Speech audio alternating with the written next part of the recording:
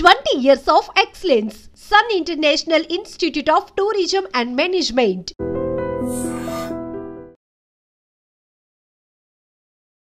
అందరికీ నమస్తే, welcome to I dream. నేను మీ చాణక్య. ట్రంప్ తీసుకునే ప్రతి ఒక్క నిర్ణయము సంచలనం అవుతూ ఉంది. అదేంటంటే రీసెంట్గా తను తీసుకున్న నిర్ణయం మరొక షాక్ కూడా ఇచ్చేది. అదేంట ఇరాన్తో సహా 12 దేశాలకు అందులో ఉన్న పౌరులను మాత్రం మా అమెరికా కంట్రీకి రావద్దు, మేము బ్యాన్ విధిస్తున్నామని చెప్పేసి ప్రకటించిన తర్వాత ఉన్న పరిస్థితులు చూస్తూ ఉంటే నిజంగా షాక్ అనిపిస్తూ ఉంది. ఇంకా ట్రంప్ తీసుకోబోయే నిర్ణయాలు కానీ ఎలా ఉండబోతున్నాయి ఏంట అనే దాని గురించి మాట్లాడడానికి ఇప్పుడు మనతో పాటు కూడా హైకోర్టు న్యాయవాది పృథ్వీ గారు ఇప్పుడు మనతో పాటు ఉన్నారు. సార్తోనే మాట్లాడదాం. ఇంకా దీని గురించి ఇండియాలో ఉన్న వాళ్ళకి ఏదైనా కానీ దెబ్బ పడుతుందా, దాని గురించి కూడా తెలుసుకుందాం. Hi sir. నమస్తే సార్. నమస్తే చేతి. సార్, ట్రంప్ తీసుకుంటున్న నిర్ణయం ప్రతి ఒక్కటి సంచలనమే. ఇన్ఫ్యాక్ట్ చెప్పాలంటే నిర్ణయాలుగా లేవు, షాకుల్లా ఉన్నాయి ప్రతి ఒక్కరికి, ప్రపంచంలో ఉన్న వాళ్ళందరికీ. అలాగే 12 దేశాల పౌరులకు కూడా అయితే రావద్దు, మేము బ్యాన్ విధిస్తున్నాము అని చెప్పేసి డైరెక్ట్ చెప్పేస్తూ ఉన్నారు. ఇందులో ఇండియా ఉందా, లేకపోతే ఆ జాబితాలోకి మిగతా చేర్చే అవకాశాలు ఏమన్నా ఉంటాయంటారా? చేతు, ఇండియా ఉండే ఆస్కారం అసలు ఆలోచనే మనం పెట్టుకోక్కర్లేదు. ఓకే. ఎందుకంటే 2 ఫ్యాక్టర్స్. ఒకటి, ఇప్పుడు బ్యాన్ విధించిన కంట్రీస్ అన్నిటిని కూడా 12 కంట్రీస్ ఏదైతే ఉన్నాయో అవన్నీ టెర్రరిస్ట్ ప్రో కంట్రీస్. ఓకే. ఆ కంట్రీలోకి ఇండియా ఎప్పుడు రాదు. ఇండియా కూడా ఫైట్ అదే. నా కంట్రీలో టెర్రరిజం పెరిగింది, దాన్ని కంట్రోల్ చేయడానికి మెథడాలజీ, పుల్వామా అటాక్ కానీ, సింధు కానీ, ఇవన్నిటికీ కూడా మనం ఒక క్లియర్ నోట్ ఇచ్చాం. మేము ఏదైనా టెర్రరిస్ట్ ఎవరైనా వస్తే మేము ఉపేక్షించమని చెప్పి ప్రపంచాన్ని మనం ప్రకటించాం. సేమ్ పాత్రలో అమెరికా కూడా వెళ్తుంది. ఈ మధ్యకాలంలో ఏమైందంటే కొన్ని స్టేట్స్లో ఈ టెర్రరిస్ట్ అటాక్స్ బాగా పెరిగిపోయినాయి. మళ్ళీ ఎప్పుడో 9/11 తర్వాత, ట్విన్ టవర్స్ కూలిన తర్వాత బాగా పెరిగింది. అంటే ఈ మధ్యకాలంలో పెరిగిందని చెప్పచ్చు. ఈవెన్ ట్రంప్ హిమ్సెల్ఫ్, అతనే ఒక ఎలక్షన్ క్యాంపెయిన్లో తన మీద అటాక్ జరగటం, అటాక్ని చాలా దగ్గరగా చూసిన వ్యక్తి. ఇప్పుడు అటాక్ అయిన వాడికి తెలుస్తుంది ఆ బాధ ఏంటో, ఏదైనా వస్తే ఎట్లా ఉంటుందని.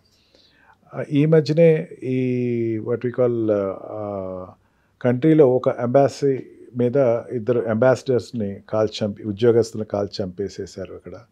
అండ్ అది కూడా అమెరికన్ ప్రెసిడెంట్ ఉండేటువంటి వాషింగ్టన్ డీసీలోనే జరిగింది. ఇవన్నిటిని చూసి ఈ ట్రావెలర్స్ బ్యాన్ అన్నది ఖచ్చితంగా అతను విధిస్తాడు అని ఆల్రెడీ ఫోర్కాస్టెడ్. అదేమి కొత్త అధ్యాయం అని చెప్పక్కర్లేదు. 2017లో నవంబర్ 2017 ఇట్లాగే ట్రావెలర్స్ బ్యాన్ అప్పుడు కూడా ట్రంప్ ప్రెసిడెంట్గా ఉన్నప్పుడు ఒక 9 కంట్రీస్ మీద చేశాడు. ఓకే. అప్పుడున్న కంట్రీస్లో ఇప్పుడు కూడా కొన్ని లిస్టులు ఉన్నాయి. లైక్ ఇరాన్ అయినా కావచ్చు, ఈజిప్ట్ మీద కాకపోయినా సరే ఈజిప్ట్ ఆల్సో పార్షియల్లీ అటాక్డ్ అని చెప్పచ్చు ఈ బ్యాన్లో. కొన్ని కంట్రీస్ మీద తన స్పెసిఫిక్గా చేసిన దానికి అప్పుడు ఉండేటువంటి ఫెడరల్ గవర్నమెంట్ ఏం చేసిందంటే, ఫెడరల్ కోర్ట్స్ ఏం చేసినాయి అంటే అతను బ్యాన్ ఒప్పుకోము అని చెప్పింది. బ్యాన్ ఎత్తేయాల్సి వచ్చింది. మళ్ళీ దానికోసం ఇంకో 2 కంట్రీస్ని కలిపి లేదు నేనేమి ఒక ముస్లిమ్స్ని కంట్రీస్ మాత్రమే తీసుకురావట్లేదు, నేను ఈ టెర్రరిస్ట్ ఎక్కడైతే ఉన్నారో వాళ్ళందరినీ తీసుకొస్తున్నాను అని చెప్పేసి తీసుకొచ్చి అప్పుడు దాన్ని ఏదో గట్టెక్కిచ్చాడు. ఈసారి ట్రంప్ తీసుకునేటువంటి 12 కంట్రీస్ బ్యాన్లో ప్రతి దానికి ఒక రీజన్ చెప్పాడు, ప్రతి కంట్రీకి ఒక రీజన్ చెప్పాడు. తన 12 కంట్రీస్ బ్యాన్ అనేది 9th June 2000 మండే నుంచి అది అమల్లోకి వస్తుంది. Like Sudan, Somalia, Ethiopia and equatorial Congo, ఈ మియన్మార్, మన పక్కన ఉన్నటువంటి బర్మా, మియన్మార్ కావచ్చు, ఇవన్నిటినీ కూడా కొన్ని ఇప్పుడు ఇరాన్ అండ్ కాంగో అయితే డైరెక్ట్గా వాళ్ళు స్టేట్ స్పాన్సరింగ్ టెర్రరిస్టులే ఉన్నారంటున్నాడు. ఆ స్టేటే స్పాన్సర్ చేస్తున్న టెర్రరిస్టులు, వేరే వాళ్ళు ఎవరు లేరు. ఆ స్టేటే టెర్రరిస్టులను స్పాన్సర్ చేసేటువంటి స్థాయిలో ఉండేటువంటి కంట్రీస్.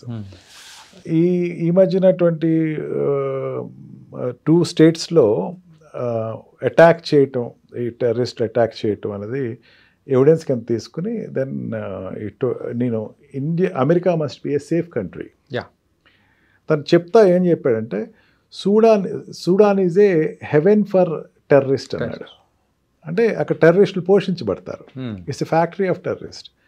ఈ 12 కంట్రీస్ని నేను బ్యాన్ చేస్తున్నాను. They must not come to my country because my country is a safe country అని చెప్పి చాలా స్పష్టంగా ఒక ప్లాన్గా తన తీసుకొచ్చి ప్రజెంట్ చేసటం జరిగింది. లెటస్ ఈ ఫెడరల్ కోర్ట్స్ అక్కడ కోర్ట్స్ సుపీరియర్ అక్కడ అంత తీసుకున్న నిర్ణయం ఒకటి తీసేసుకుంటే వెంటనే అది రేపు బ్యాన్ ఎల్లుండి నుంచి మీరు రావద్దు అట్లా ఉండదు. బ్యాన్ ఇచ్చినా సరే ఈ లోపల ఏమైనా ఫెడరల్ మండేకి ఏమైనా ఫెడరల్ కోర్ట్స్ ఏమైనా డిసిషన్ తీసుకుంటే ఏమో కొన్ని కంట్రీస్ ఏమో ఎగ్జిక్యూట్ కాకపోయి ఉండొచ్చు. తను ఫస్ట్ నుంచి ఇరాన్ మీద ఉండేటువంటి వ్యతిరేకత, ఇరాన్ ప్రజలు అండ్ దీంట్లో ఏంటంటే ఒకళ్ళ దెబ్బ కొడితే ఒకళ్ళకి ఎఫెక్ట్ జరిగినట్టు ఈజిప్టియన్స్ దీంట్లో టెర్రరిస్ట్ అటాక్లో కొంచెం బాగా ఉంది అని చెప్పేసి అసలు యాక్చువల్గా వచ్చిన రిపోర్ట్సే ఈజిప్ట్ టెర్రరిస్ట్ చేశారంటే ఈజిప్ట్ని ఎగ్జామ్ చేశాడు. ఈజిప్ట్ని డైరెక్ట్గా ఎగ్జామ్ చేయలేదు కానీ 12 లిస్ట్లో ఈజిప్ట్ని కలపలా. Okay we are having some relation with Egypt అన్నాడు. ఓపెన్గా తనే చెప్పాడు we are having some relation constructive relation with Egypt, that's why ఈజిప్ట్ని నేను ఎగ్జామ్ చేస్తాను. అట్లాగా ఈ ఈజిప్ట్ ఎగ్జామ్ట్ అవటం, తన కొన్ని కంట్రీస్ సెలెక్టివ్గా చేయటం అండ్ ఈ రకంగా తన తీసుకున్న నిర్ణయం వల్ల ఏంటంటే ఆ కంట్రీస్కి ఫర్ ఎవర్ బ్యాన్ ఉండాలి. అండ్ ఒక కంట్రీ అయితే లైక్ లావోస్ని కూడా హీ గేవ్ దట్ లిమిటెడ్ వీసాలు ఇవ్వండి వాళ్ళకి, ఇంకా పాస్పోర్ట్లు ఆపేసేసండి వాళ్ళు, డోంట్ ఎంట్రీ ద పాస్పోర్ట్ అన్నాడు. అండ్ బైడెన్ గవర్నమెంట్ ఒక కంట్రీని రమ్మని ఆహ్వానించిన కంట్రీని కూడా తను బ్యాన్ చేశాడు. ఏం కంట్రీ సార్ అది? ఇట్ ఈస్ ఆఫ్ ఆఫ్రికన్ కంట్రీలో. అక్కడ ఉండేటువంటి పొలిటికల్ రీజన్ తోటి, అక్కడ ఉండే సోషల్ కండిషన్ తోటి బైడెన్ అప్పుడు తీసుకున్న నిర్ణయాన్ని no it is a terrorist country అంటే తన ర్యాండ్గా చూసుకుంటే కనుక ఈ 12 కంట్రీస్ బ్యాన్కి ప్రతిదానికి ఒక రీజన్ చెప్పాడు. దాన్ని ఒక 4 పారామీటర్స్లో అక్కడ ఉండేటువంటి లోకల్ అడ్మినిస్ట్రేషన్ తీసుకుంది అని చెప్పేసి తను చెప్పాడు. ఒకటి ఏంటంటే రెగ్యులర్లీ టెర్రరిస్ట్ ప్రొవోకింగ్ యాక్టివిటీస్ చేస్తే కనుక లాంగ్ స్టే ఉండి కదలకపోవటం వల్ల, వెనిజులా అని తీసుకున్నాడు, Venezuela is also in the ban, దాంట్లో లాంగ్ స్టే ఉండి వాళ్ళు ఇంకా వెళ్ళరు అక్కడ నుంచి కదలే పరిస్థితి. అండ్ కొన్ని ఈ European countries not this African కంట్రీస్కి ఏమని చెప్పాడంటే they refuse to give up their citizenship and stay in America. వాళ్ళ కంట్రీ సిటిజన్షిప్ వదులుకోరు, ఇక్కడ ఉంటున్నారు. They are not benefited for Americans, they are otherwise a terrorist persons to our country అని చెప్పేసి చెప్పడం జరుగుతుంది. అంటే ఇట్స్ ఎ డిప్లొమాటిక్